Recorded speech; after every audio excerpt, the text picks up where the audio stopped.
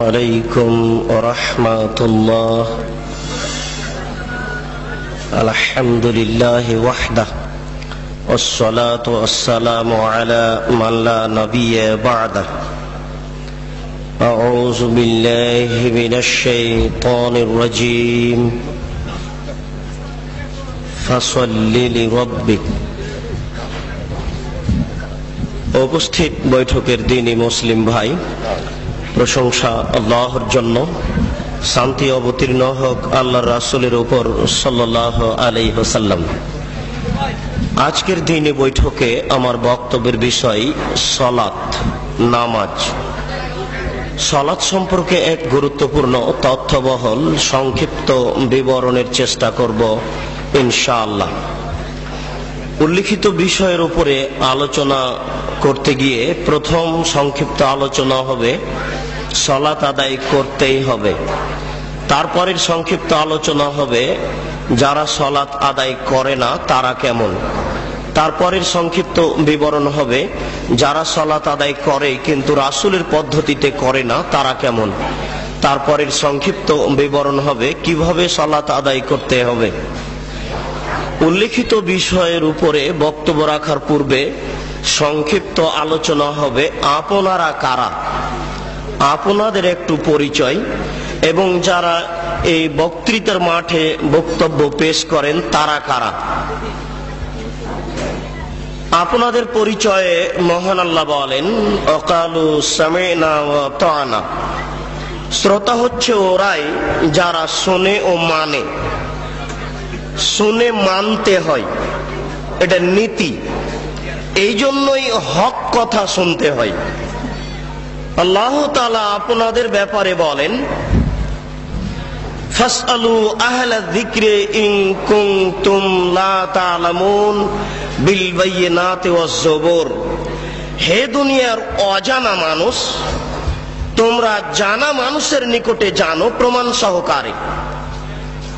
আপনাদের এখানে আল্লাহ তাআলা দুইটি খুব গুরুত্বপূর্ণ কথা বলেছেন। তার একটি কথা হচ্ছে যাকে দাওয়াত দিয়েছেন তাকে জানা হতে হবে। প্রয়োজনে 5 জন 7 জনকে জিজ্ঞাসা করতে হবে অমুক ব্যক্তিকে আমরা বক্তব্য শোনার জন্য দাওয়াত দিতে চাচ্ছি, তিনি জানা কিনা।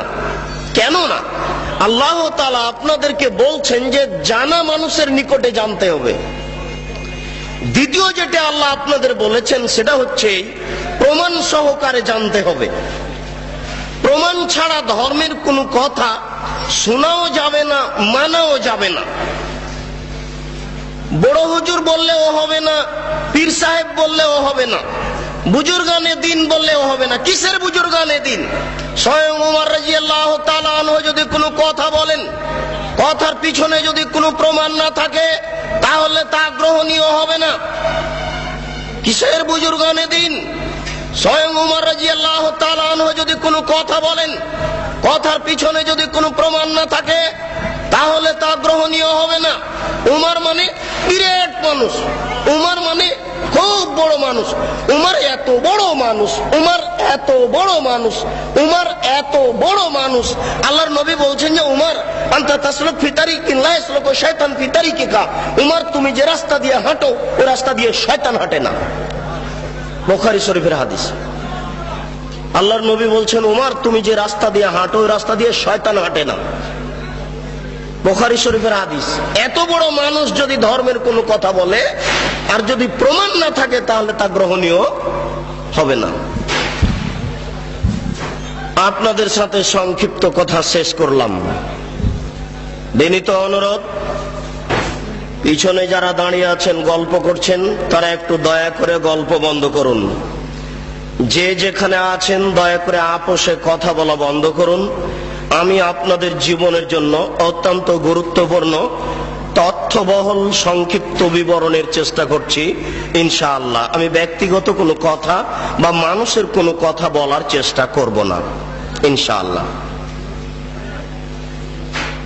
এবার সংক্ষিপ্ত আমাদের কথা, যারা এদেশের মাঠে বক্তব্য রাখছেন তাদের ব্যাপারে আল্লাহ রাসূল বললেন বাল্লিগু আন্নী ওয়ালা আয়া। আমার একটি কথা জানা থাকলেও বলে দাও, আমার দিকে খুব খেয়াল করে থাকতে হবে। এটা হলো প্রথম বাক্য। তিনি বললেন যে আমার একটি কথা জানা থাকলে তা বলে দাও। তারপরে তিনি বললেন যে হাদ্দেসু আন বানি ইসরাইল ওয়ালা হারাজ, বানি ইসরাইলের কাহিনী বলো, কোনো দোষ নেই। এ হলো দ্বিতীয় বাক্য। এবার তৃতীয় বাক্য বলছেন আল্লাহর নবী, আগের দুটাকে ঠেকিয়ে দিবেন। খুব মনে রাখতে হবে, বক্তব্যের সব অংশ ভুলে গেলে অন্তত দয়া করে এই অংশ না ভুলার চেষ্টা করবেন। আবার বলছি, তিনি বললেন আমার একটি কথা জানা থাকলেও বলে দাও। তিনি বলেছেন আমার। ঘটনা এখনো স্পষ্ট হয়নি কি বলতে যাচ্ছে। দ্বিতীয় বাক্য তিনি বললেন যে বানি ইসরায়েলের কাহিনী বলো, কোনো দোষ নেই। মানে বানি ইসরায়েলের কাহিনী তো সত্য মিথ্যা আছে, আর তার কথা তো সত্য মিথ্যা রয়ে গেছে, মানে তার কথার ভিতরে মানুষ মিথ্যা কথা ঢুকিয়ে দিয়েছে। তৃতীয় বাক্য তিনি বলছেন মান কাযাবা আলাইয়া মুতাআম্মিদান ফালিয়াতাবাওয়া মাকআদাহু মিনান নার, কেউ যদি কোনো কথা আমার দিকে ধাবিত করে, সেই কথা যদি আমার না হয়, তাহলে তার থাকার জায়গা জাহান্নাম। হুজুরের অবস্থা বলা হচ্ছে, কিন্তু যিনি জুব্বা পরে টুপি মাথায় দিয়ে আলখাল্লা পরে রাস্তায় হাঁটছেন, যাকে দেখলেই ভালো লাগে, হাতে তসবিহ আছে। একজন লোক জেনা করলে সরাসরি জাহান্নামে যাবে, এ কথা আল্লাহর নবী বলেননি। একটা লোক চুরি করলে সরাসরি জাহান্নামে যাবে, এ কথা আল্লাহর নবী বলেননি। পিতা মাতাকে গালি দেওয়া পৃথিবীর দ্বিতীয় মহাপাপ, পিতা মাতার অবাধ্য চলা পৃথিবীর দ্বিতীয় মহাপাপ। এরপরেও যদি মানুষ পিতা মাতার অবাধ্য চলে, সরাসরি লোকটা জাহান্নামে যাবে, এ কথা আল্লাহর নবী বলেননি। আল্লাহর নবী প্রথম দুই বাক্য বলার পরে তৃতীয় বাক্য বলে আগের দুই বাক্য ঠেকিয়ে দিয়ে বলছেন, কেউ যদি আমার দিকে কোনো কথা ধাবিত করে, সেই কথা যদি আমার না হয়, তাহলে তার থাকার জায়গা জাহান্নাম। এবার আপনার সাথে আমার কথা, আপনি যেদিন ক্লাস 2 এ পড়েছিলেন, সেদিন একটা গল্প পড়েছিলেন। নবী যে রাস্তা দিয়ে হাঁটতেন, একজন বুড়ি সে রাস্তায় কাঁটা পুঁতে রাখত। নবীর পায়ে কাঁটা ফুটলে বুড়ি খুশি হতো। একদিন দেখলেন নবী রাস্তায় কাঁটা নাই। তিনি ভাবলেন বুড়ির কিছু হয়েছে। তিনি বুড়ির বাড়ি গেলেন, দেখলেন সত্যিকারই অসুস্থ। তিনি পরিচর্যা করলেন, বুড়ি ভালো হয়ে গেল। ঘটনা যে মিথ্যা? জি না। আমার হায়াত পর্যন্ত সময় থাকলো আমার দিনী ভাইদের উপরে, আপনার হায়াত পর্যন্ত সময় থাকলো আপনি আমার হায়াত পর্যন্ত এর সত্যতা প্রমাণ করতে পারবেন না ইনশাআল্লাহ। নবীর নামে মিথ্যা কথা বলা হয়েছে। গাছ লাগান, পরিবেশ বাঁচান, নবী নিজ হাতে গাছ লাগিয়েছেন, মিথ্যা কথা। এই দেশের মাটিতে প্রায় 3 লক্ষ বানানো হাদিস আছে। তন্মধ্যে কোরআন মাজিদ 90 পারা, 30 পারা নয় শয়তান মুমতাজ বেগমের কাছে প্রায় 2000 জাল হাদিস আছে। ধর্মকে বিকৃত করার জন্য লক্ষ লক্ষ হাদিস মানুষ তৈরি করেছে। আমাদের বাড়িতে 10,000-এর সিরিয়াল আছে। যে কোনো সময় দেশবাসী চাইলে আমরা 10,000-এর জাল জয়ীফ হাদিস পেশ করার জন্য প্রস্তুত রয়েছি ইনশাআল্লাহ। এই দেশের মাটিতে লক্ষ লক্ষ মিথ্যা তাফসীর রয়েছে। নবী ঈদের মাঠে গেলেন, একটি ছেলে কাঁদছে। নবী বললেন তুমি কাঁদো কেন? আমি এতিম ছেলে। নবী বললেন আমিও এতিম ছিলাম, আমি এতিমের অসুবিধা বুঝি। এই বলে তিনি কোলে নিয়ে আয়েশা রাদিয়াল্লাহু তাআলা আনহার কোলে তুলে দিলেন। আয়েশা তাকে কোলে নিয়ে আদর করলেন, নতুন পোশাক পরালেন। ছেলে খুশি হয়ে গেল। বাস্তবতার সাথে হাদিসের কথার অমিল আছে। রাসূল সাল্লাল্লাহু আলাইহি সাল্লামের বাড়িতে ভিক্ষুক ভিক্ষা পায় না। বহু ভিক্ষুক ফিরে গেছে, তার বাড়িতে ভিক্ষা দেওয়ার কোনো ব্যবস্থা নেই। সেই বাড়িতে নতুন পোশাক থাকলো, এটাই বা হয় কি করে? সাথে সাথে আর কোনো প্রমাণ নাই, নবীর নামে কথা মিথ্যা ছড়ানো হয়েছে। তারই ভিত্তিতে আপনারা ঈদের নামাজে নতুন পোশাক পরার জন্য প্রস্তুতি গ্রহণ করেছেন। আপনার স্ত্রীর বিশখান শাড়ি শোকেজে থাকার পরেও ঈদের দিন নতুন শাড়ি কেনার জন্য জোরালো প্রস্তাব পেশ করেছে আপনার সামনে। এটা মিথ্যা তথ্য, মিথ্যা শরীয়ত চলছে। এই দেশের মাটিতে অসংখ্য মিথ্যা কথা আছে। আপনি যেদিন ম্যাট্রিক পরীক্ষা দিয়েছিলেন 40টা হাদিস মুখস্থ করেছিলেন, তার একটি হাদিস হচ্ছে হুব্বুল ওয়াতান মিনাল ঈমান, দেশকে ভালোবাসা ঈমানের অঙ্গ। এটা হাদিস নয়।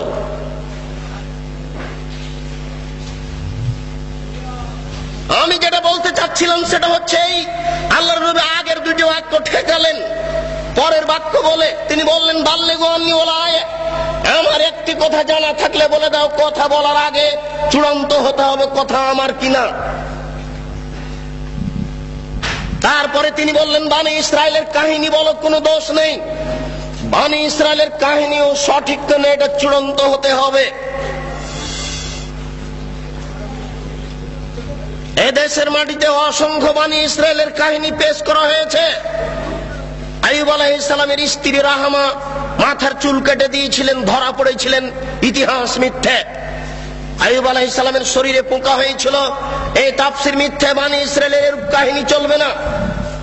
অসংখ্য মিথ্যা তাফসীর রয়েছে। ইব্রাহিম আলাইহিস সালাম 3 দিন 300 উট জবে করেছিলেন, এই তাফসীর মিথ্যে। ইব্রাহিম আলাইহিস সালাম ছেলেকে কুরবানি করার সময় চোখে কাপড় বেঁধেছিলেন, এই তাফসীর মিথ্যে।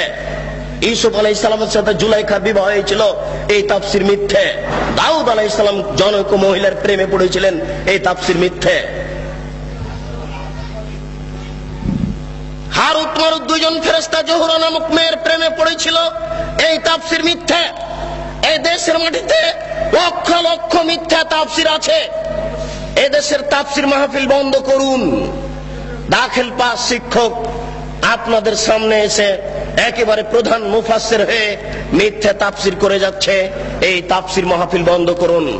পেশাজীবী বক্তাদের বক্তব্য বন্ধ করুন, সিজনাল বক্তব্য বন্ধ করুন, শরীয়ত বাঁচানোর চেষ্টা করুন। 12 মাস বক্তব্য চলবে, বর্ষার সিজনেও চলবে, এটাই শরিয়ত। কোরআন এবং সহিহ হাদিস ভিত্তিক আলেম ওলামা এই দেশের মাটিতে দিন প্রচার করবে, এটাই শরীয়ত। শীতকালীন মৌসুমকালীন এদেশের বক্তা পেশাজীবী হিসেবে তার জীবিকা নির্বাহের উদ্দেশ্যে আপনাদের সামনে মিথ্যা কথা বলে সকালে টাকা নিয়ে বিদায় হবে, আপনারা তাদেরকে সম্মান সহকারে বিদায় করবেন, এটা আপনাদের দিনের অপমান করা হচ্ছে। বিচারের কাঠগড়াতে যেদিন জবাব দিতে হবে সেদিন বুঝতে পারবেন শরীয়ত মিথ্যা কাকে বলে। আপনি একজন তার সহযোগী। আল্লাহ রাসূল আমাদেরকে বললেন এই 3টি বাক্য, পরের একটি বাক্য আল্লাহ রাসূল আমাদের লক্ষ্য করে বলেন কাফা বিল মারই কাযিবান ওয়া ইউহাদ্দিসু বিকুল্লি মা সামিআ। একজন মাওলানার মিথ্যুক হওয়ার জন্য এতটুকু যথেষ্ট, শরীয়তের কোনো কথা তদন্ত না করে বলবে। একজন মাওলানা সাহেবের মিথ্যুক হওয়ার জন্য এতটুকুই যথেষ্ট, একটা শরীয়তের কোনো কথা তদন্ত না করেই বলবে। একজন মাওলানা সাহেবের মিথ্যুক হওয়ার জন্য এতটুকুই যথেষ্ট, শরীয়তের কোনো কথা তদন্ত না করেই বলবে। জনৈক মাওলানা সাহেব বলছেন আল্লাহর নবী কোনো বাচ্চার মাথায় হাত দিলে সেই বাচ্চার মাথা থেকে আতরের সেন্ট ছড়িয়ে পড়তো, মিথ্যা কথা। জি না, এরকম তো ঘটেনি কোনোদিন। না, রাসূলের নামে এই কথা তো ছড়ানো যাবে না। যে কোনো কথা, যে কোনো কাহিনী আমরা জানি আস্তাগফিরুল্লাহাল্লাযী লা ইলাহা ইল্লা হুয়াল হাইয়ুল কাইয়্যুম, ওয়াতুবিলাই ক্ষমা চাওয়ার এই দোয়া। আস্তাগফিরুল্লাহি রাব্বি মিন কুল্লি যামবি ওয়াতুবিলাই, আস্তাগফিরুল্লাহি রাব্বি মিন কুল্লি যামবি ওয়াতুবিলাই। এই দোয়া তো খুঁজে পাওয়া যায় না, রাসূলের নামে আসলো কি করে? কে জবাব দিবে? ঢাকা শহরের বংশালী হচ্ছে আহলে হাদিসের মূল ভিত্তি। বংশালের সুযোগ্য জ্ঞানী মানুষই জবাব দিবে। জবাবের জন্য ঢাকা বংশালী দায়ী মূলত, আমি এটাই মনে করি। এখানে আহলে হাদিসের মাদ্রাসা আগে স্থান পেয়েছে, বংশালের মানুষেরাই ঢাকা শহরে আগে থেকে ভিত্তি স্থাপন করেছে। আমরা গ্রাম প্রত্যন্তল থেকে একেবারে পল্লী এলাকা থেকে বংশালে যখন পৌঁছি তখনই মনে করি আহলে হাদিস অধ্যুষিত এলাকায় পৌঁছেছি, এটা আমাদের গৌরবের বিষয়। বংশালের বড় বড় সুবিজ্ঞ মানুষ এর জবাব দিবে। যেদিন বুদ্ধি হয়েছে সেদিন থেকে দেখেছি আস্তাগফিরুল্লাহ লানা ওয়া লাকুম সালাম দেওয়ার সময় দোয়া পড়ে আসি। আমার শিক্ষক চাচা মক্তবে মসজিদে আমাদের কি পিটিয়ে এই দোয়া মুখস্থ করিয়ে নিয়েছেন। এই দোয়ার ভিত্তি কোথায়? কে জবাব দিবে? জবাব দিবে কে?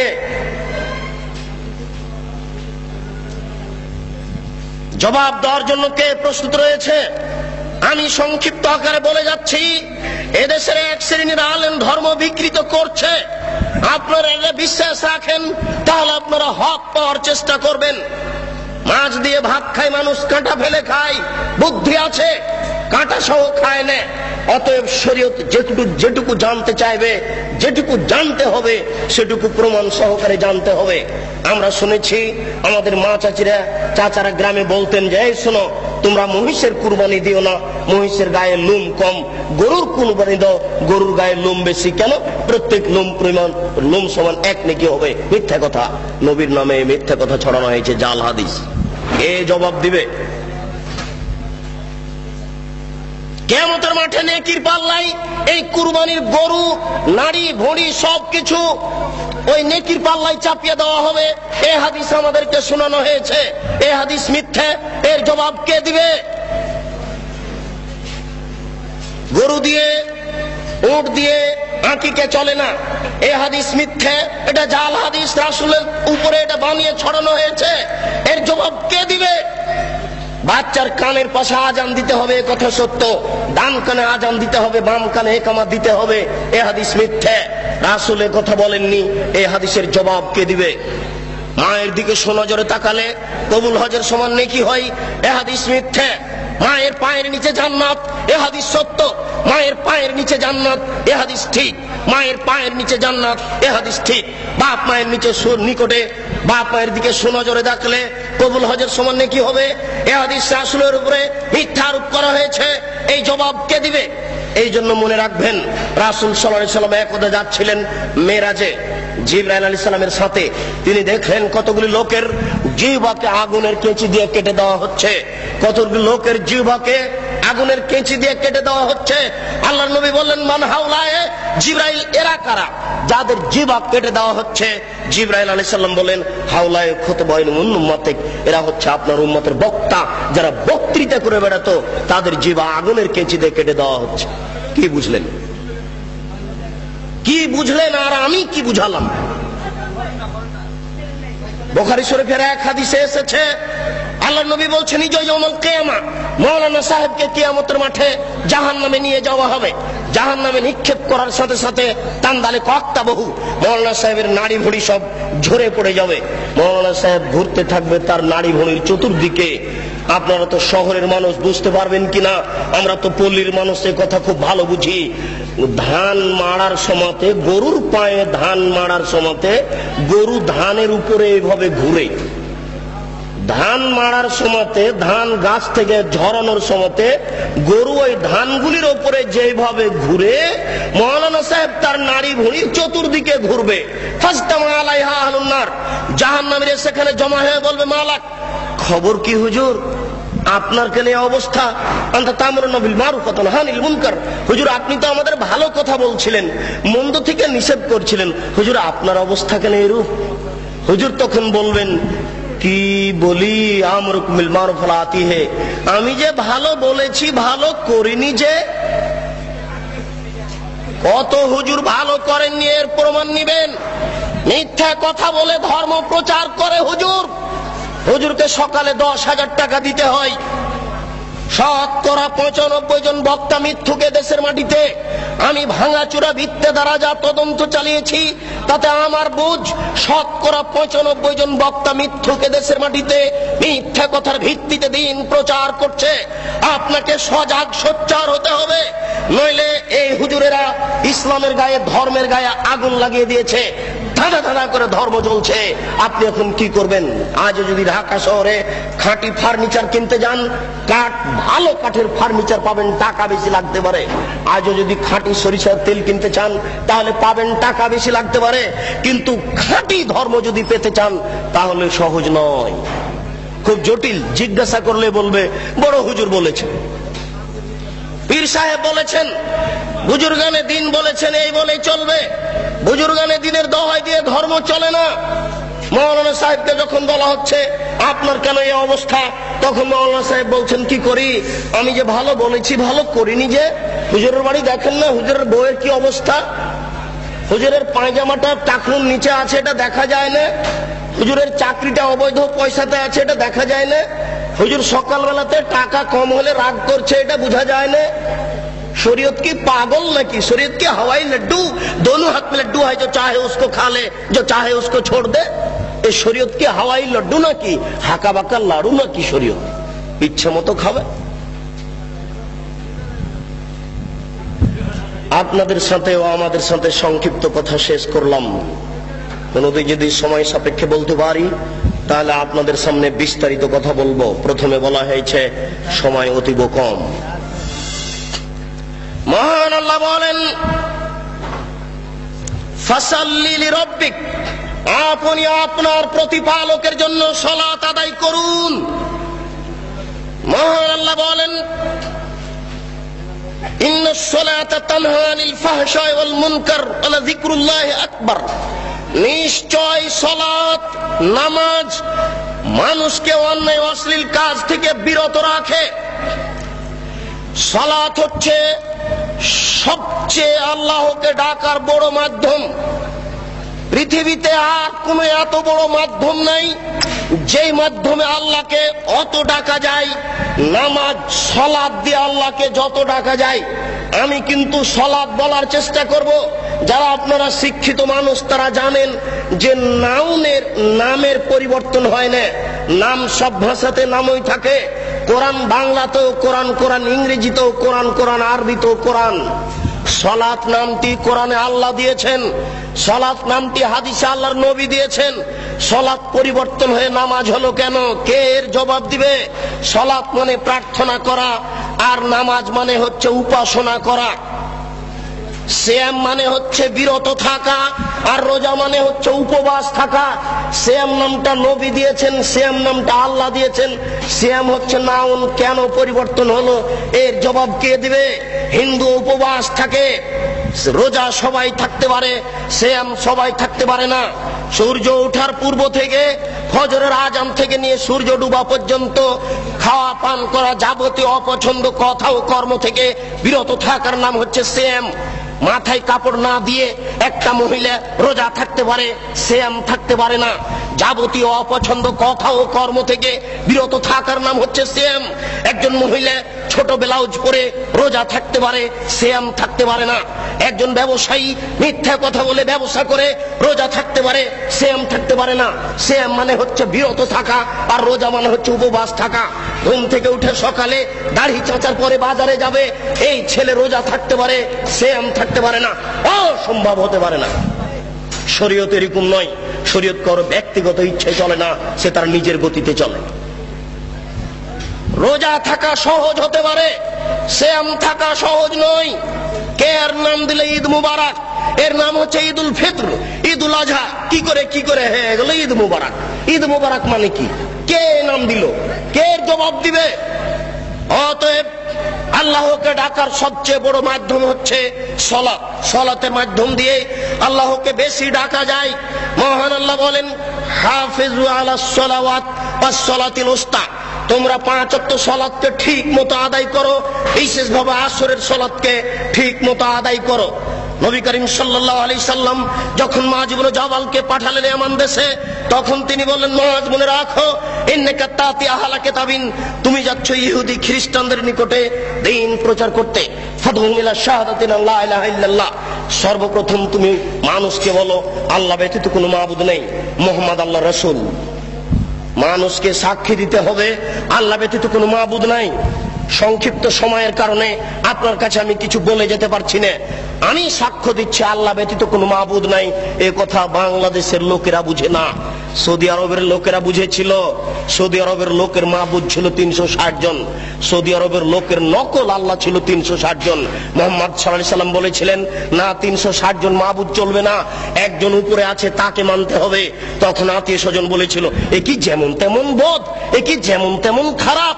আরে ইহুদি খ্রিস্টানরা তো অন্তত 3 জন মাবুদ মানে, এ বলছে যে 3 জনও নয়, মাত্র একজন সপ্তম আকাশের উপরে থাকে। এটা কি সহ্য করা যায়? একে হত্যা করতে হবে, নইলে বন্দী করতে হবে, নইলে দেশ থেকে তাড়িয়ে দিতে হবে। যে কোনো একটা সিদ্ধান্ত নিতে হবে।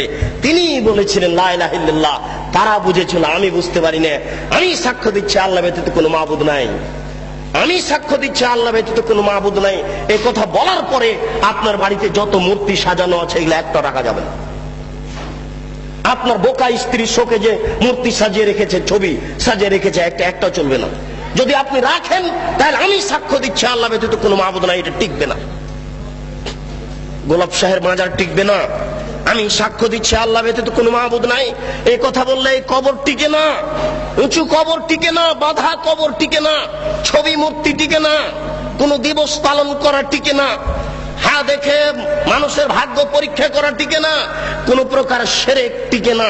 আমি সাক্ষ্য দিচ্ছি মুহাম্মদ সাল্লাল্লাহু আলাইহি সাল্লাম তার রাসূল এই কথা বললেন, নিজ ইচ্ছায় কোনো ধর্ম চলে না। আপনি দান করলেন, মাওলানা সাহেব বললেন নারায়ে তাকবীর, মারহাবা, আল্লাহু আকবার, জি না, অসম্ভব চলবে না, এটা হুজুরের সুন্নাত। আর রাসূলের সুন্নাত হচ্ছে কেউ যদি হুজুরের হাতে দান করে তাহলে হুজুরকে বলতে হবে আল্লাহুম্মা সাল্লি আলাইহি আল্লাহুম্মা বারিক আলাইহি, এটা রাসূলের দেওয়া সুন্নাত। মুফাসসির সাহেব বলেন লা ইলাহা ইল্লাল্লাহ। মুফাসসির সাহেবের কি স্টাইল, বলতে বলতে মুফাসসির সাহেব একবার বলছেন কি তার ঢং, লা ইলাহা ইল্লাল্লাহ মুহাম্মাদুর রাসূলুল্লাহ, মুহাম্মদ রাসূলুল্লাহ তো জিকিরের সাথে লাগিয়ে দিচ্ছেন। মুফাসসির সাহেবের এটা জানা নাই যে জিকির হচ্ছে লা ইলাহা ইল্লাল্লাহ। আল্লাহ রাসূল বলেছেন আফজালুজ জিকরে লা ইলাহা ইল্লাল্লাহ ওয়া আফজালুদ দুআ আলহামদুলিল্লাহ, সবচেয়ে উত্তম জিকির হচ্ছে লা ইলাহা ইল্লাল্লাহ। এই পর্যন্ত শেষ। না, আমি বুঝাতে পারছি না, আমি মনে হয় আপনাদের বুঝাতে পারছি না। আমি স্পষ্ট নই, আমি কিন্তু চাঁপাই নবাবগঞ্জের মানুষ, এই হিসেবে আমার ভাষা আপনার কাছে কিছুটা অস্পষ্ট থেকে যেতে পারে। আপনার দিকে লক্ষ্য করে আমি পূর্ণ বুঝাতে পারছি কিনা এটা আমি সন্দেহের মধ্যে রয়েছি। আমি যদি পূর্ণ বুঝাতে না পারি তাহলে আমি সফলতা অর্জন করতে পারছি না। আমি বলছি লা ইলাহা ইল্লাল্লাহ মুহাম্মাদুর রাসূলুল্লাহ জিকিরে চলবে না, এটা প্রথম অন্যায়। দ্বিতীয় অন্যায়, তিনি জোরে বললেন কেন? তিনি জোরে বলতে বললেন কেন? আল্লাহ বলছেন চুপে বলো, নবী বলছেন চুপে বলো, আর মুফাসসির সাহেব বলছে জোরে বলো। এখন আপনারা কি করবেন দেখি? বংশালের বুদ্ধিমান মানুষ, সচেতন মানুষ, অর্থশীল মানুষ কি বলেন? আল্লাহ বলছেন চুপে বলতে হবে, বাধ্য। আল্লাহর নবী বলছেন চুপে বলতে হবে, বাধ্য। হুজুর বলছেন আরো জোরে বলেন, আপনি কি করবেন? অতএব রাসূলের সুন্নাত অনুপাতেই চলা ছাড়া কোনো গত্যন্তর নেই। নবী করিম সাল্লাল্লাহু আলাইহি সাল্লাম বললেন মুআজ, শোনো, তারা যদি এটা মেনে নেই তাহলে তুমি বলো ইন্নাল্লাহ কাদ ফারাজা আলাইহিম খামসা সালাওয়াতিন ফিল ইয়াউমি ওয়াল লাইলা, 24 ঘন্টায় আল্লাহ তাআলা 5 ওয়াক্ত সালাত নামাজ ফরজ করেছেন। 5 ওয়াক্ত সালাত আদায় করতে হবে। সংক্ষিপ্ত বিবরণে বুঝলাম আল্লাহ তাআলা সালাত ফরজ করেছেন, নবী সালাত ফরজ করেছেন, সালাত আদায় করতেই হবে। ওযু করে নামাজ পড়তে হয়, পানি পাওয়া যায় না, বিনা ওযুতেই সালাত আদায় করতে হবে। পানিও নাই, মাটিও নাই, বিনা ওযুতে বিনা তায়াম্মুমে সালাত আদায় করতে হবে। পরিষ্কার কাপড় পরে সালাত আদায় করতে হয়। পরিষ্কার কাপড় নেই, যেই কাপড়ে পেশাব পায়খানা লেগে আছে, যেই প্যান্টে পেশাব লেগে আছে, আর কোনো পরিষ্কার কাপড় নেই, এই পেশাবওয়ালা কাপড়েই সালাত আদায় করতে হবে। পরিষ্কারও নেই, অপরিষ্কারও নেই, কোনো কাপড়ই নেই।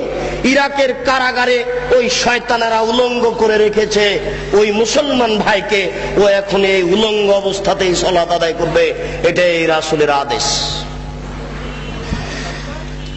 একজন মহিলা ও পুরুষ পরিষ্কার কাপড় পরে সালাত আদায় করবে।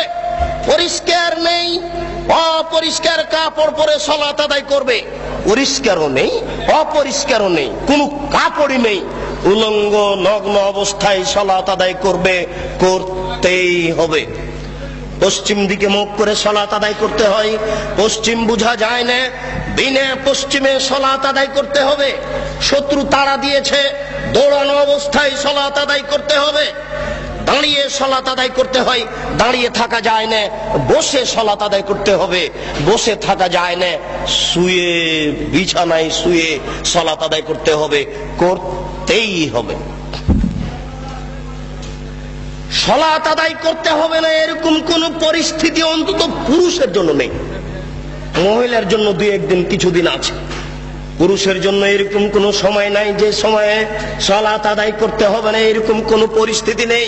মাওলানা আশরাফ আলী থানভী হানাফি রাহিমাহুল্লাহ একটা ফতোয়া দিয়েছেন, যদিচ ফতোয়াটি ঠিক হয়নি। তিনি বলছেন একজন মহিলার যদি অর্ধেক বাচ্চা প্রসব হয় আর অর্ধেক বাচ্চা প্রসব হতে যদি বাকি থাকে, তাহলে অর্ধেক বাচ্চা নিয়ে যদি নামাজের টাইম হয়ে যায় তাহলেও তাকে নামাজ পড়তে হবে। আমরা এভাবে বলিনি, আমরা বলেছি একজন মহিলার প্রসব বেদনা উঠেছে, প্রসব বেদনার সাথে সাথে যদি রক্তস্রাব সাদা কিছু ভেঙে আসে তাহলে তাকে সালাত আদায় করতে হবে না। প্রসব বেদনা উঠেছে এইগুলি কিছু দেখা যায় না, তাহলে এই বেদনা অবস্থাতেও তাকে সালাত আদায় করতে হবে। এটাই শরীয়ত। আমি মনে হয় বুঝাতে পারলাম না। বলছিলাম এই সংক্ষিপ্ত বিবরণে যে কোনো মূল্যে সালাত আদায় করতে হবে। হে উপস্থিত বৈঠকের দিনই মুসলিম ভাই ও বোন, এই মাইকের আওয়াজ যতদূর পর্যন্ত যাচ্ছে সকল দিনই ভাই ও বোনকে বিনীতভাবে বলছি, দয়া করে আপনি একটু নিজের কাজের জন্য প্রস্তুতি গ্রহণ করুন। ভুল হচ্ছে, আপনার রাত্রি 2টা 3টায় ঘুমানো দেখে আমিও খুব কষ্ট পাই। দেখুন, জীব জন্তু পশু প্রাণী সবাই আল্লাহকে মূল্যায়ন করেন, সবাই আল্লাহকে দাম দেয়, কিন্তু আদম সন্তান আল্লাহর কোনো 5 পয়সা দাম দিতে চায় না। ও একেবারে এশার সালাতের পরে ঘুমানোর কথা ছিল, ঘুমাচ্ছে রাত 2টার সময় 3টার সময়। সবাই টিভি ভিসিআর নিয়ে ব্যস্ত। সকাল 8টায় উঠছে, আল্লাহকে ডাকতে হবে, আল্লাহর কাছে কিছু চাইতে হবে, প্রার্থনা করতে হবে, ক্ষমা চাওয়ার কিছু কথা বলতে হবে। এটা কেউ পরোয়া করে না, বিবেচনা করা উচিত ছিল। সংক্ষিপ্ত বিবরণ, যারা সালাত আদায় করে না তারা কেমন? নবী করিম সাল্লাল্লাহু আলাইহি সাল্লাম বলেন, মান তারাকা সালাত মুতাআম্মিদান ফাকাদ কাফারা। কেউ যদি ইচ্ছাকৃত সালাত ছেড়ে দেয় তাহলে সে কাফের হয়ে গেল। রাসূল সাল্লাল্লাহু আলাইহি সাল্লাম এক বৈঠকে বলেন, বাইনাল আবদি ওয়া বাইনাল কুফরি তারকুস সালাহ। যারা সালাত আদায় করে আর যারা সালাত আদায় করে না, এদের পার্থক্য হচ্ছে যারা সালাত আদায় করে তারা মুসলমান, যারা সালাত আদায় করে না তারা কাফের। আল্লাহ রাসূল এইভাবে বলছেন। আসহাবু মুহাম্মাদিন সাল্লাল্লাহু আলাইহি সাল্লাম লা ইয়ারাউনা তারকুল কুফরুন গায়রা সালাহ। মুহাম্মদ সাল্লাল্লাহু আলাইহি সাল্লামের সঙ্গী সাথীরা সালাত ব্যতীত অন্য কিছু ছেড়ে দিলে কাফের মনে করতেন না, কিন্তু সালাত ছেড়ে দিলে কাফের মনে করতেন। এই বাচ্চা যারা বসে আছেন তারা একটু খেয়াল করবেন, কোনো বাচ্চা যেন নড়াচড়া না করে। এমনকি আশেপাশে যারা আছেন তাদের প্রতি একটু খেয়াল করবেন, কোনো মানুষ যেন হাঁটাহাঁটি না করে।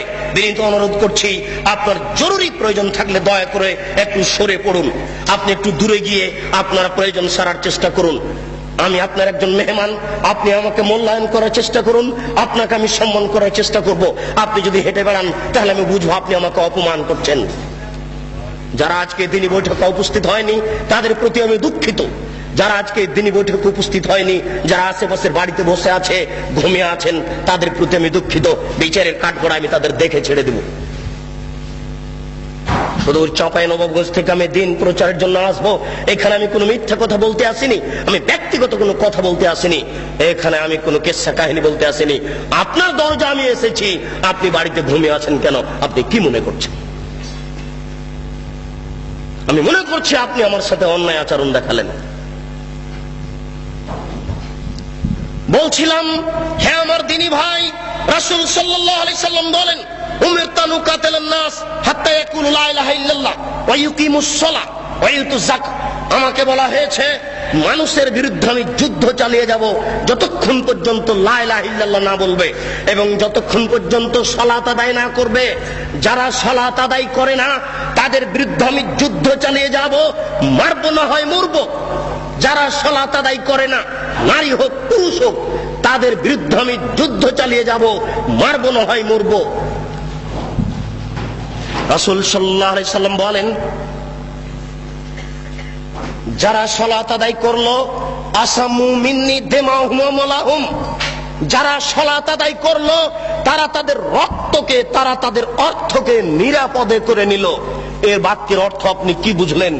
যারা সালাত আদায় করে না তাদের অর্থ লুটে নেওয়া যায়।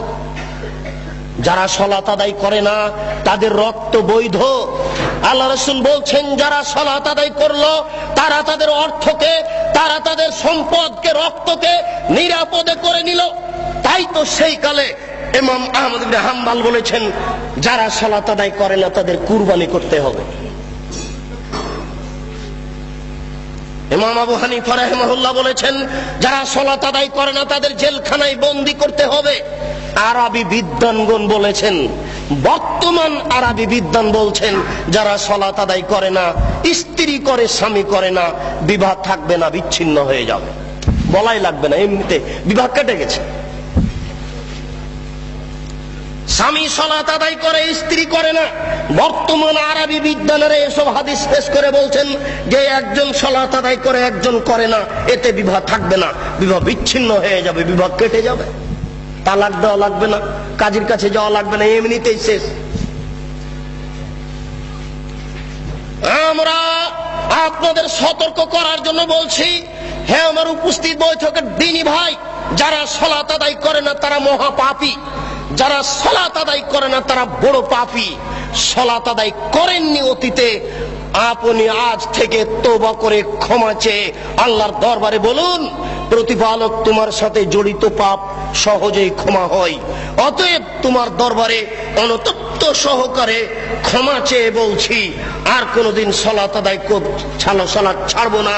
অতীতের কারণে তুমি আমাকে ক্ষমা করো, ভবিষ্যতে তুমি আমাকে সঠিকভাবে সালাত আদায় করার তৌফিক দান করো, আল্লাহুম্মা আমিন। সালাত যেহেতু আল্লাহর সাথে সম্পৃক্ত পাপ, সহজেই ক্ষমা হবে বলে আশা করা যায়। গীবাত আল্লাহর সাথে জড়িত পাপ নয়, মানুষের সাথে জড়িত পাপ। বড় ছেলেকে এই বাড়িতে লিখে দেওয়া হয়েছে আর ছেলে মেয়েকে লিখে দেওয়া হয়নি, এটা হচ্ছে মানুষের সাথে জড়িত পাপ। এইগুলো তওবা করে ক্ষমা হয় না। আমি বংশালের একজন কসাইখানাতে গোশত আমি বিক্রি করি, প্রত্যেক দাঁড়িতে 100 করে গোশত কম দিই, এটা তওবা করে ক্ষমা হবে না। যত মানুষকে গোশত কম দেওয়া হয়েছে সমস্ত মানুষকে গোশত ফেরত দিতে হবে, সবার কাছে ক্ষমা চেয়ে নিতে হবে, অন্যথায় এই পাপ ক্ষমা হবে না। এটা খুব জটিল ও কঠিন। মানুষের সাথে জড়িত পাপ উপরে ক্ষমা হয় না, মানুষের সাথে জড়িত পাপ উপরে ক্ষমা হয় না। আপনি আমার বদনাম করেছেন, গীবাত করেছেন, হজ করতে গিয়ে বলছেন কাবা ঘরের গিলাফ ধরে, আল্লাহ আমি উমুকের বদনাম করেছি, দয়া করে আমাকে ক্ষমা করে দাও। আজীবন ক্ষমা চেয়ে আল্লাহ ক্ষমা করবেন না, এরকম পাপ তিনি ক্ষমা করবেন না ঘোষণা করে দিয়েছেন। বলছিলাম সালাত আদায় করিনি, যে আল্লাহর সাথে জড়িত পাপ। আমার আজকে 50 বছর বয়স। আল্লাহর নবী বলেছেন সালাতের জন্য কোনো সময় নাই, ফরজ সালাতের জন্য কোনো সময় নেই। আমি প্রতিদিন সালাত আদায় করি। আজকে রাত্রে 2টায় ঘুমিয়েছি, ঘুম থেকে উঠে দেখছি যে সকাল 9টা বেজে গেছে। আমরা কিন্তু ছোট থেকে শুনেছি যে ফজরের সালাত যদি ছুটে যায় তাহলে পরের দিন ফজরের টাইমে পড়তে হবে, আর মধ্যখানে পড়া যাবে না। আল্লাহ নবী বলছেন জি না, যখনই স্মরণ হবে তখনই পড়ো, যখনই ঘুম ভাঙে তখনই পড়ো। যদি সকাল 9টায় ঘুম ভাঙে 9টায় ফরজ, ফজর 9টায়। যদি 7টায় ঘুম ভাঙে ফজর 7টায়। যদি সূর্য উঠার সময়তে ঘুম ভাঙে ফজর সূর্য উঠার সময়। আমি মনে হয় বুঝাতে পারছি না। ফরজ সালাতের কোনো সময় নেই। যখনই আপনি বুঝতে পেরেছেন যে আমার সালাত ছুটে গেছে, এটা তখনই আপনি পড়ুন, যখন সময় পেয়েছেন। যার জন্য আল্লাহ রাসূল বলছেন মুরু আওলাদাকুম বিসসালাত হুম আবনাউ সাবঈ সিনিনা, তোমরা তোমাদের ছেলে মেয়েকে সালাত আদায় করতে বলো যখন তার বয়স 7 বছর। ওয়াজরিবহুম আলাইহা ওয়া হুম আবনাউ 10 সিনিনা, পিটিয়ে সালাত আদায় করাও যখন তার বয়স 10 বছর। 10 মাস 10 দিন পেটে রাখতে পারলেই মা হওয়া যায় না, 2 বছর দুধ পান করালেই মা হওয়া যায় না, 5 বছর তেল কাজল দিয়ে মানুষ করলেই মা হওয়া যায় না, 14 বছর 20 বছর 25 বছর যাবত ছেলে মেয়ের পিছনে লক্ষ লক্ষ টাকা খরচ করলেই বাপ হওয়া যায় না। বাপের কাজ, মায়ের কাজ। 7 বছর বয়সেই ছেলেকে সালাত আদায়ের জন্য বলতে হবে, শিরক সম্পর্কে অবগত করতে হবে। বাড়িতে ঢুকলে সালাম দিয়ে বাড়িতে ঢুকতে হবে। কলিং বেলে যদি সালাম থাকে, কলিং বেলে আঙ্গুল দেওয়ার সময়তে বলতে হবে আসসালামু আলাইকুম। ছেলে মোবাইল বাড়িতে 8-10টা রিং হচ্ছে, টিপেই ছেলে বলছে হ্যালো। জি না, ও তো কুকুরকে ডাকা বুদ্ধি। হ্যালো কেন? আসসালামু আলাইকুম। এবার আপনার সাথে আমার একটু কথা, আপনি বলেন যে হ্যালোতে 1% হাফ কল্যাণ আছে, আর আমি বলছি যে আসসালামু আলাইকুমে 100% কল্যাণ আছে। আর আপনি বলেন যে 100-র 1-এর অর্ধেক আছে, হ্যালোতে অর্ধেক আছে। বলেন দেখি কল্যাণ। আমি বলছি যে আসসালামু আলাইকুমে 100% কল্যাণ আছে, আর আপনি এখন বলেন যে 100-র 1-এর অর্ধেক আছে হ্যালোতে। তা আপনি এটা গ্রহণ করলেন কেন? আপনার ছেলে করে কেন? আপনার মেয়ে করে কেন? আপনি পিতা কিসের? বুঝাতে পারলাম না, দুঃখিত। আল্লাহ রাসূল বলছেন আর রাজুলু সাইয়্যিদ ওয়াল মারাতু সাইয়্যিদা। আপনি হচ্ছেন কর্তা, আপনি হচ্ছেন নেতা, আপনার স্ত্রী হচ্ছে কর্ত্রী, আপনার স্ত্রী হচ্ছে নেত্রী, বাড়িতে আপনার স্ত্রী হচ্ছে কর্ত্রী আর আপনি হচ্ছেন কর্তা। নিজের কাজ করে যে তাকে বলে কর্মী, নিজের কাজ করে যে তাকে বলে কর্মী, অপরের কাজ দেখে যেই তাকে বলে কর্তা। আপনি সকালে উঠে ব্যবসায়ী মানুষ, 10টার সময়তে দোকান খুললেন, রাত 10টায় এসেছেন, এই যে আপনি দীর্ঘ সময় থাকলেন, এতে আপনি কর্মী। আপনি ঘুম থেকে উঠে ছেলেকে বলেছেন এই উঠো সালাত আদায় করো, আপনি কর্তা। না, বুঝাতে পারছি না আমি। আপনার স্ত্রী ঘুম থেকে উঠে থালা প্লেট পরিষ্কার করছে, এতে আপনার স্ত্রী কর্ত্রী। আপনার স্ত্রী ঘুমানোর সময়তে বলবে বৌমাকে, বেটিকে, এই শোনো, ডান কাতে শো, দোয়া পড়ে শো। ঘুমে যদি দেখো খারাপ স্বপ্ন, তাহলে কাত সাইড পরিবর্তন করো, ডান কাতে থাকলে বাম কাতে হও, চিত হয়ে থাকলে ডান বামে হও, বাম দিকে হালকা থুথু নিক্ষেপ করো। ঘুম থেকে উঠে যদি দেখো কুকুর চিৎকার করছে, নাউজুবিল্লাহ বলো, গাধা চিৎকার করছে, নাউজুবিল্লাহ বলো।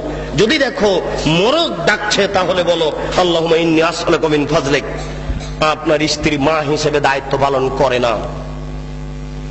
আপনার স্ত্রী ভাতের পাতিল থেকে ভাত বের করতে জানে না। মনে করবেন আব্দুর রাজ্জাক সাহেব কষ্ট দিলেন, আমার স্ত্রী 50 বছর থেকে সংসার করে আসছে। জি না, আমি বলছি ঠিক। ভাতের পাতিলের মাঝামাঝিতে চামচ ডুবালে বরকত কমে যাবে, এক পাশে চামচ ডুবালে বরকত বেশি হবে। আপনার স্ত্রীকে জিজ্ঞাসা করে দেখুন কি করে। গামলাতে ভাত উঠিয়েছেন, চামচ যদি গামলার মাঝামাঝি ডুবিয়ে ভাত উঠান, তাহলে গামলার বরকত কমে যাবে। যদি এক পাশে ডুবান, তাহলে বরকত বেশি হয়ে যাবে। পাতিল ঢাকতে হবে। আপনার স্ত্রী বিসমিল্লাহ বলে জানালা বন্ধ করে না, বিসমিল্লাহ বলে তার বাচ্চাকে দুধ খাওয়ায় না। আপনার স্ত্রী বিসমিল্লাহ না বলে বাচ্চাকে যতদিন দুধ খাইয়েছে ততদিন শয়তান দুধ খেয়েছে। বুঝাতে পারলাম না? আপনার স্ত্রী বিসমিল্লাহ ছাড়া আপনার বাচ্চাকে যতদিন দুধ খাইয়েছে ততদিন এই দুধ শয়তানও খেয়েছে, নিশ্চিত খেয়েছে, অবধারিত খেয়েছে। নবী বলেছেন খেয়েছে, অতএব খেয়েছে। নবী বলেছেন যে খাদ্যের উপরে বিসমিল্লাহ বলা হয় না, সেই খাদ্য শয়তান খায়। অতএব আপনার স্ত্রী বাচ্চাকে দুধ খাওয়াতেও জানে না। দুঃখিত। আপনার পরিবার কিভাবে ঠিক হতে পারে? যার জন্য আপনার স্ত্রীকে কর্ত্রী হওয়ার জন্য বলছি, আর আপনাকে কর্তা হওয়ার জন্য বলছি, নইলে এই পরিবেশ রক্ষা করা যাবে না। বলছিলাম সালাত ছেড়ে দেওয়া মহাপাপ। সালাত ছাড়লে মানুষ বড় পাপী হয়ে যায়। আপনারা সালাত আদায়ের চেষ্টা করুন। পরের সংক্ষিপ্ত বিবরণ, যারা সালাত আদায় করে কিন্তু রাসূলের পদ্ধতিতে করে না, এরা কেমন? প্রত্যেকটা কথা হিসাব করতে হবে। যারা সালাত আদায় করে কিন্তু রাসূলের পদ্ধতিতে করে না, এরা কেমন? মহান আল্লাহ বলেন, ফাওয়াইলুল লিল মুসাল্লিন আল্লাযীনা হুম আন সালাতিহিম সাহুন। যারা ঠিক মতো সালাত আদায় করে না, করে কিন্তু রাসূলের পদ্ধতিতে করে না, ওদের থাকার জায়গা জাহান্নাম। ওদের থাকার জায়গা ওয়াইল নামক জাহান্নাম। সালাত আদায় করে কিন্তু রাসূলের পদ্ধতিতে করে না। একদিন আল্লাহ রাসূল বললেন, সবচেয়ে বদ চোর সালাত চোর, সবচেয়ে বদ চোর নামাজ চোর। টাকা চোরও চোর, গরু চোরও চোর, কিন্তু আল্লাহ রাসূল বলছেন না যে ও সবচেয়ে খারাপ চোর, সবচেয়ে নিকৃষ্ট চোর, সবচেয়ে বদ চোর, সবচেয়ে খারাপ চোর হচ্ছে সালাত চোর। সাহাবীরা বললেন, এ কি কথা আল্লাহ রাসূল? মানুষ কি সালাত চুরি করতে পারে? সালাত কি চুরি করা বস্তু? কি বলছেন আল্লাহর নবী, আমরা বুঝতে পারছি না। আল্লাহ রাসূল বললেন, শোনো, মাল্লাম ইতুম রুকুহা ওয়ালা সুজুদাহা, যারা রুকু সিজদা ঠিকমতো আদায় করে না, এরাই হচ্ছে নামাজ চোর, এরাই হচ্ছে সবচেয়ে বদ চোর, এরাই হচ্ছে নিকৃষ্ট চোর। রুকু সিজদা ঠিক মতো আদায় না করলে সালাত হবে না। এক ব্যক্তি মসজিদে ঢুকে 2 রাকাত সালাত আদায় করলো। দেখেন পাশে এই কণ্ঠ আওয়াজটা আসলো কিসের? খুব খেয়াল করে থাকবেন আশেপাশে। 2 জন দাঁড়িয়ে কোনো জায়গাতে যেন গল্প না করে। যে কোনো জায়গাতে 2 জন বসে গল্প করলে সে গল্প ভেঙে দেওয়ার চেষ্টা করুন। একজন মুসল্লি মসজিদে ঢুকে 2 রাকাত সালাত আদায় করে আল্লাহ রাসূলকে সালাম দিল। আল্লাহ রাসূল বললেন, সাল্লি ফাইন্নাকা লাম তুসাল্লি, এই তুমি সালাত আদায় করো, তুমি সালাত আদায় করনি। লোকটি আবার সালাত আদায় করলো, আল্লাহ রাসূলকে সালাম দিল। আল্লাহ রাসূল বললেন, সাল্লে, সালাত আদায় করো, ফাইন্নাকা লাম তুসাল্লি, তুমি সালাত আদায় করনি। আল্লাহ রাসূল, লোকটি আবার সালাত আদায় করলো, আল্লাহ রাসূলকে সালাম দিল। আল্লাহ রাসূল বললেন, সাল্লি, তুমি সালাত আদায় করো, ফাইন্নাকা লাম তুসাল্লি, তুমি সালাত আদায় করনি। তখন লোকটি বলছে, আল্লামনি কাইফা উসাল্লি, আমি এর চেয়ে ভালো করে সালাত আদায় করতে পারবো না, কিভাবে সালাত আদায় করতে হবে তা বলে দেন। আমি আপনাকে বলছি, আল্লাহর নবী বললেন না যে তুমি তো সালাত আদায় করেছো কিন্তু খুব একটা ভালো হয়নি, এই জন্য ভালোভাবে করো, এইভাবে তিনি বললেন না। তিনি বলছেন যে তুমি সালাত আদায় করো, তুমি করনি, অথচ নগদ লোকটি 3বার সালাত আদায় করেছে। না, আমি মনে হয় বুঝাতে পারলাম না।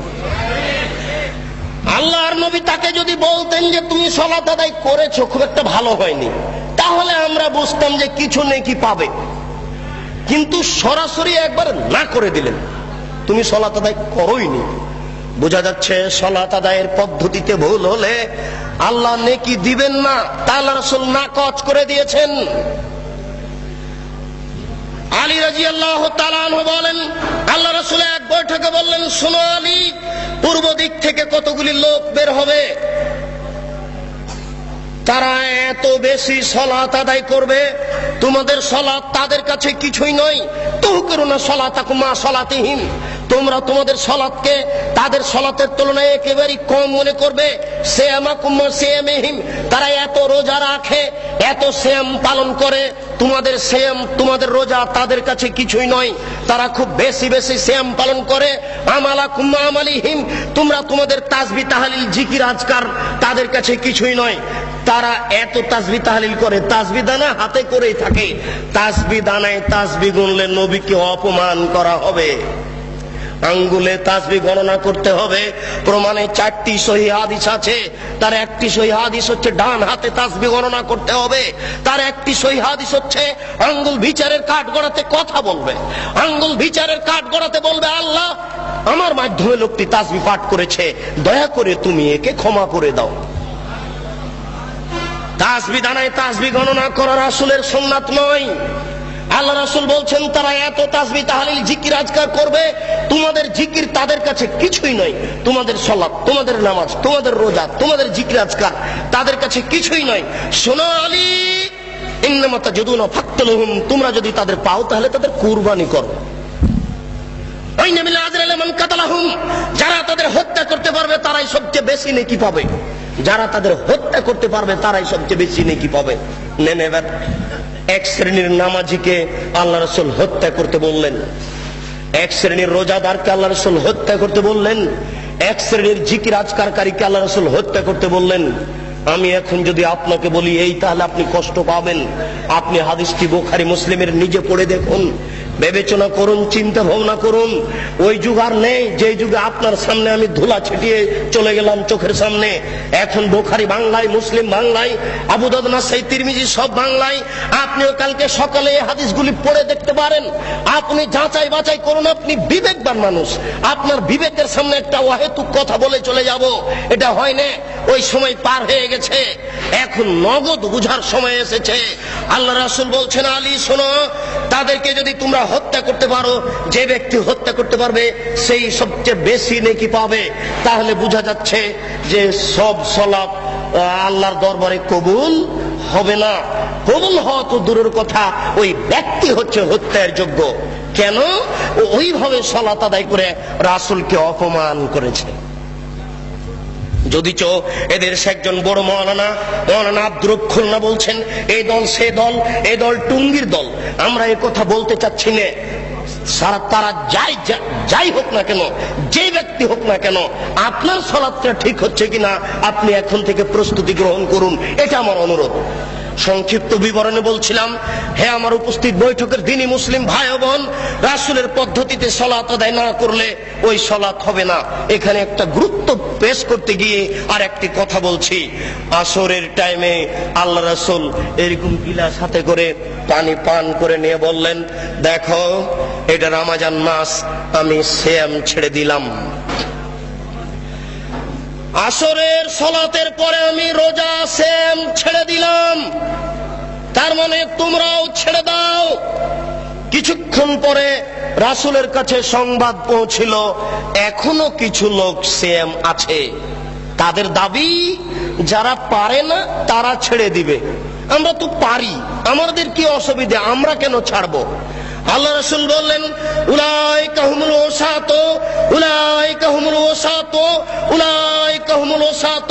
যারা এখন রোজা আছে ওরা নাফরমান, যারা এখন রোজা আছে ওরা নাফরমান, যারা এখন রোজা আছে ওরা নাফরমান। কি বুঝলেন? হাদিস তো বুখারী মুসলিম। তার মানে রোজা আছে, সিয়াম আছে, কিন্তু রাসূলের পদ্ধতিতে হয়নি। মানে রাসূল বলেন এখন সিয়াম ছেড়ে দাও, এখন আর নেকির কাজ নেই, আমাকে মানতে হবে, এটা হলো নেকি, আমাকে মানতে হবে, এটা নেকি। বেশি ইবাদতের নাম নেকি নয়, আমার কথা মেনে চলতে হবে, এরই নাম নেকি। বুজুর্গানে দিনের দোহাই দিয়ে ধর্ম চলে না, রাসূল সাল্লাল্লাহু আলাইহি সাল্লামের কথা দিয়ে মাত্র ধর্ম চলে, অন্য মানুষের কথা দিয়ে চলে না। যেখানে যেটুকু পড়বেন, যেখানে যেটুকু করবেন, সেখানে সেটুকু প্রমাণ সহকারে করুন। ইমাম সাহেবকে বলেন, মাওলানা সাহেব আমি তো বাড়িতে ছিলাম না, আমার ছেলে হওয়া 7 দিন পার হয়ে গেছে, তো আজকে আকিকে কি করব? তো বলছেন 14 দিনে করেন, 21 দিনে করেন। আপনি খালি একটু বলেন যে ভাই একটু হাদিসটা লিখে বাংলা অনুবাদ করে হাদিসটা ঠিক কি ঠিক দয়া করে লিখে দিবেন। আমরা তো জেনারেল শিক্ষিত মানুষ, অত কিছু বুঝি না, আপনাদেরকে আমরা মূল্যায়ন করতে চাই। 7 দিন পরে আসুন, দেখুন হুজুর খালি আনছান আনছান করে, হুজুর শুধু কেমন কেমন করে। হুজুরের কাছে লিখিত চেয়েছেন যে এদেশের ধর্মের ব্যাপারে ধার্মিক মিথ্যে ধার্মিককে যদি আপনি ঠেকাতে চান তাহলে লিখিত প্রমাণ চান, সহজে ঠেকানো যাবে, তাছাড়া সহজে ঠেকানো যাবে না। উপস্থিত বৈঠকের দিনই মুসলিম ভাই, মর্মে আরেকটি হাদিস না বললে আগাতে পারছি না। সেই হাদিসটি হচ্ছে এই 3 জন ব্যক্তির দল, 3 জনের এক দল রাসূলের স্ত্রীদের নিকটে আসলো, এসে বলল, রাসূল কিভাবে ইবাদত করতেন আমাদেরকে বলো। ফালাম্মা উখবিরু বিহা, যখন রাসূলের ইবাদত পেশ করা হলো, তিনি এই এই ইবাদত করতেন, তখন তারা বলল, আইনা নাহনু মিনান নবী সাল্লাল্লাহু আলাইহি সাল্লাম কাদ গাফারাল্লাহু লাহু মা তাকাদ্দামা মিন যামবিহি ওয়া মা তাআখারা। আমরা কোথায়, রাসূল কোথায়? রাসূলের আগের পাপ, পরের পাপ, ছোট পাপ, বড় পাপ সব ক্ষমা করা হয়েছে, আমাদের তো আর ক্ষমা করা হয়নি। রাসূল অল্প ইবাদত করলেই চলে, আমাদের চলে না, আমাদের একটু বেশি করতে হবে, আমাদের এনা আমাদের বেশি করতে হবে। রাসূলের সমান ইবাদত করলে চলবে না। 3 জনের একজন বলল, আম্মা আনা উসাল্লি লাইলা আবাদ, আমি সারা রাত্রি সালাত আদায় করব, ঘুমাবো না। অপরজন বলল, আনা আসুমুন নাহারা লা উফতির আবাদ, আমি প্রতিদিন সিয়াম পালন করব, কোনদিন সিয়াম ছাড়বো না। অপরজন বলল, ফালা আতাজাওয়াজ, আমি বিবাহ করব না, বিবাহ করলে সাংসারিক ঝামেলা আসবে, ছেলে মেয়ে হবে, টাকা পয়সার সমস্যা লাগবে, ওই ঝামেলাই বাদ। এখানে কথার মধ্যে আর একটা কথা এসে ঢুকেছে, মনে কিছু নিয়েন না। ছেলে কম নিলে ইহকালে একটা লস, পরকালে একটা লস। আজকের যিনি সভাপতি, ইনি জ্ঞানী গুণী মানুষ, এই জন্য আমার অন্তরটা খুব খুশি। আজকে আমাকে কথা বলতে খুব ভালো লাগছে, কেননা আমার কথাগুলি তার মুখস্থ আছে, তিনি একজন সুপণ্ডিত মানুষ। শুনুন, আল্লাহর নবী বলছেন সন্তান কম হলে 2টা লস, যত সন্তান বেশি হবে টাকা পয়সা বেশি হবে। আল্লাহ বলেছেন, নবীও বলেছেন, সন্তান আদি বেশি হলে টাকা পয়সা বেশি হবে, এটাই আল্লাহর বিধান। সন্তান কম হলে টাকা কম হবে, ইহকালীন লস, পরকালীন লস। আল্লাহ আল্লাহর নবী বলেছেন, কোন বাচ্চা ছেলে যদি মারা যায় তাহলে বিচারের কাঠগড়াতে বাপের এই কাপড় ধরে নিয়ে বলবে আল্লাহকে, আল্লাহ আমার বাপ মাকে জান্নাতে না দেওয়ার পূর্ব পর্যন্ত আমরা জান্নাতে যাব না। বাচ্চা বেঁকে বসবে। বুখারী মুসলিমের হাদিস। বাচ্চা বলবে আমার পিতা মাতাকে জান্নাতে দেন তারপরে। এখন আপনার ছেলে মেয়েই তো মাত্র দুইটা, কয়জন মরে কয়জন থাকে? আপনারা কিন্তু 8-10 ভাই বোন সবাই যত এখানে আছেন, সবাইকে যদি বলি আপনারা কয়জন, তো কেউ বলবেন 5, 7, 8, 10 এরকম। আর আপনার কয়টা? 2টা 3টে। তাহলে কয়জন মরে কয়জন থাকে? লস এখানে হচ্ছে।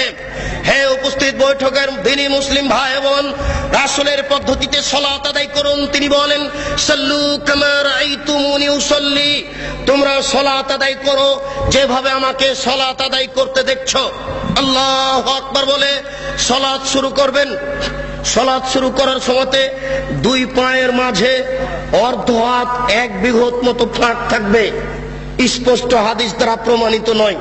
পাশে আর একজন দাঁড়ালে পায়ে পা মিলিয়ে দাঁড়াতে, ভারসাম্য বজায় রাখতে যতটুকু দুই পায়ের মাঝে ফাঁকা রাখতে হয় ততটুকু রাখতে হবে। কিন্তু ওরা বলেছে, ওই যে যারা বলেছে ভোট দাও বুবু জান্নাত পাবা বুবু, ওরা যে বলেছে বুবু ভোট দাও, ওরা কিন্তু বলেছে যে দেখো দুই পায়ের গোড়ালি এভাবে লাগিয়ে রাখিও। কেন লাগিয়ে না রাখলে লজ্জা স্থানের যোগাযোগ মাটির সাথে থাকবে। নাউজুবিল্লাহ, বড় নোংরা কথা বলেছে। সাবধান, মহিলা পুরুষ একই ব্যাপার। ভারসাম্য বজায় রাখার জন্য দুই পায়ের মাঝে যতটুকু ফাঁকা রাখা প্রয়োজন ততটুকু ফাঁকা রাখবেন। আল্লাহু আকবার বলে হাতের আঙ্গুলি জমা জমা করে কাঁধ সামনাসামনি, কাঁধের লতি সামনাসামনি হাত উঠাবেন। এইভাবে থুতনির নিচে নিয়ে আসবেন না, কান ধরবেন না। একাধিক সহিহ হাদিস, কাঁধ সামনাসামনি।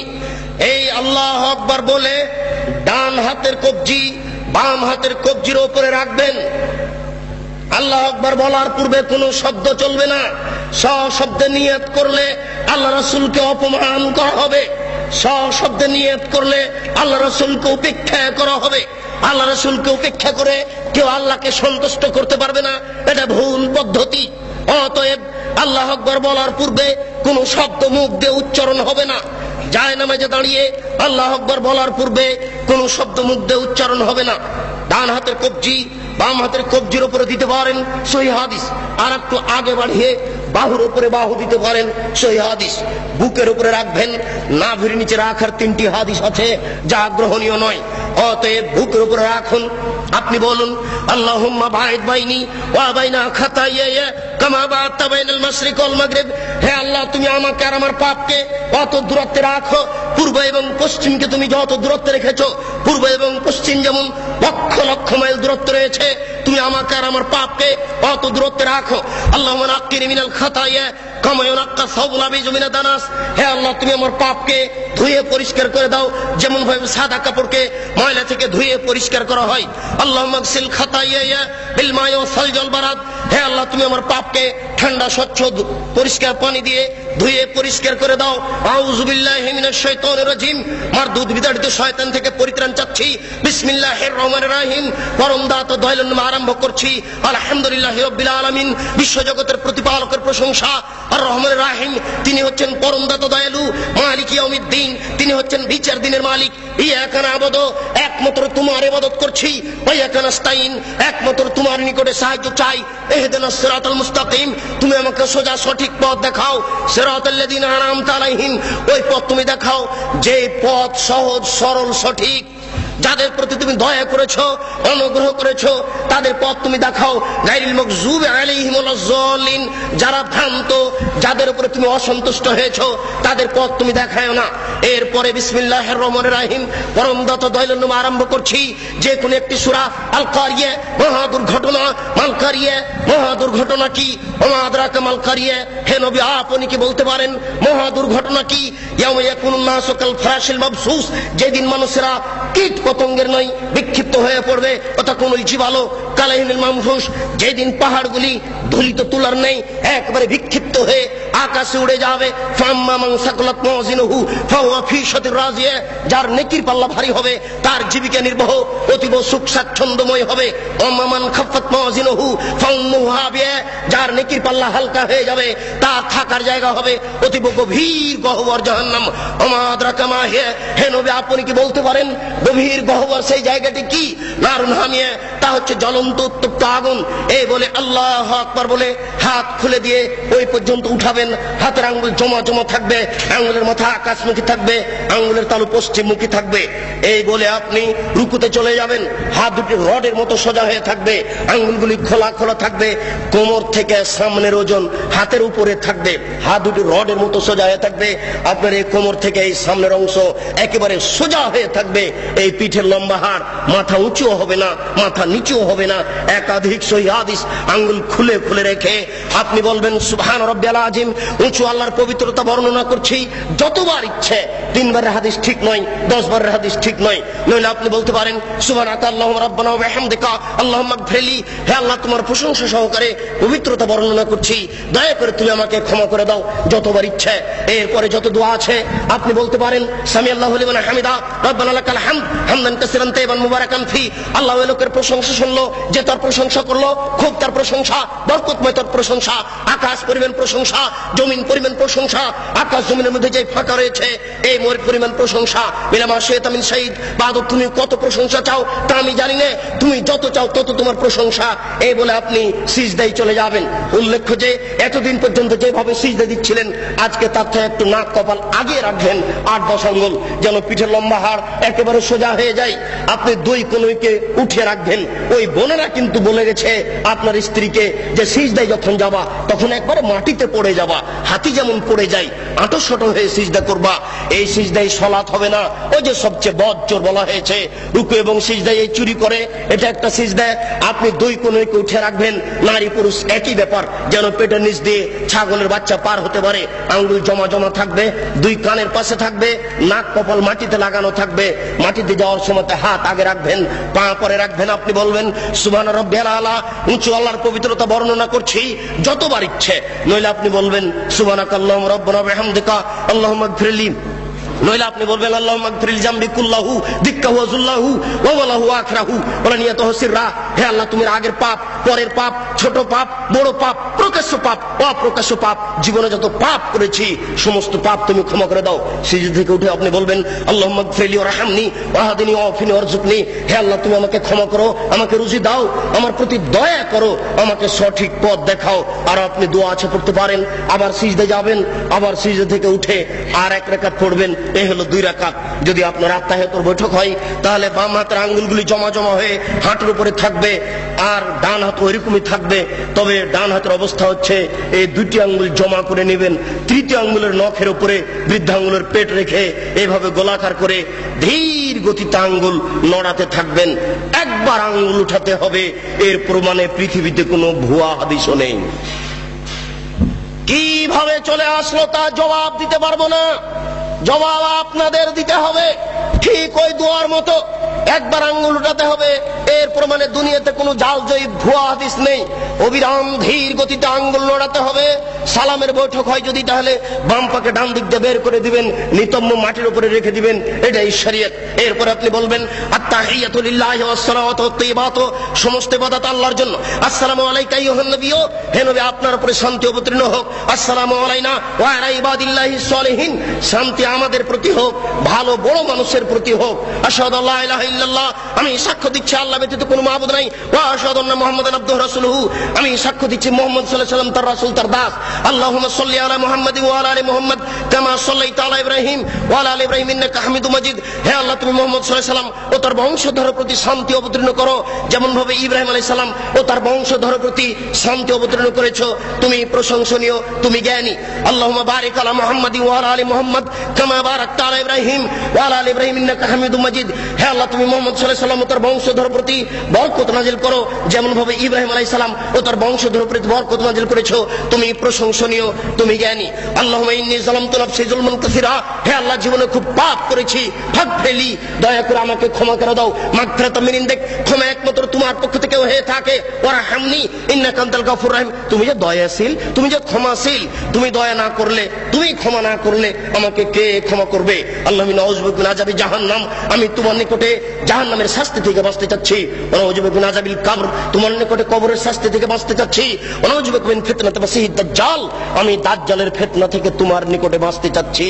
আল্লাহ নাউযু বিকা মিন মাসাবাল মাগরাম, কর্জ বড় পাপ থেকে তোমার নিকটে বাঁচতে চাচ্ছি। আসসালামু আলাইকুম রাহমাতুল্লাহ, আসসালামু আলাইকুম রাহমাতুল্লাহ। এই সংক্ষিপ্ত সালাত আপনি সালামের পূর্বে আরো কিছু বলতে পারেন। সময় সংকীর্ণ বলেই আমি শেষ করতে যাচ্ছি। শেষে একটু লাস্টটা রেখেছেন, অনেক দোয়া আগে হয়েছে, এরপর আপনি বলছেন আল্লাহুম্মা গফির লাহু, আল্লাহ তুমি দয়া করে একে ক্ষমা করে দাও। আরহামহু, তুমি এর প্রতি রহমত নাযিল করো। ওয়াফিহি, তুমি একে মাফ করো। ওয়াফি আনহু, তুমি এর প্রতি নিরাপত্তা অবতীর্ণ করো। ওয়াকরিম নুজুলাহু, তুমি একে দামি সম্মানী খাদ্য খেতে দাও। ওয়াসসামাদ খালাহু, তুমি এর থাকার জায়গা প্রশস্ত করে দাও। ওয়াগসিলহু বিল মাই ওয়াস সালজি ওয়াল বারাদ, তুমি একে ঠান্ডা স্বচ্ছ পানি দিয়ে ধুয়ে পরিষ্কার করে দাও, যেমন ভাবে সাদা কাপড়কে ময়লা থেকে ধুয়ে পরিষ্কার করা হয়।